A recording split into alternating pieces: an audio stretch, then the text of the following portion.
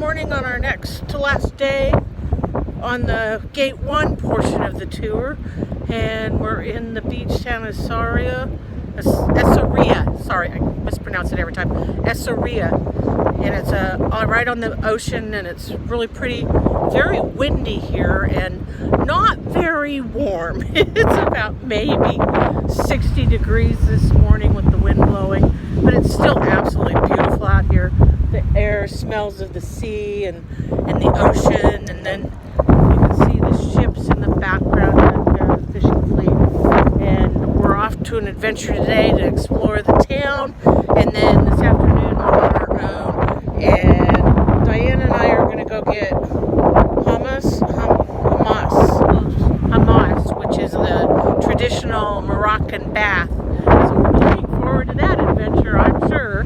So we won't videotape that part though, okay?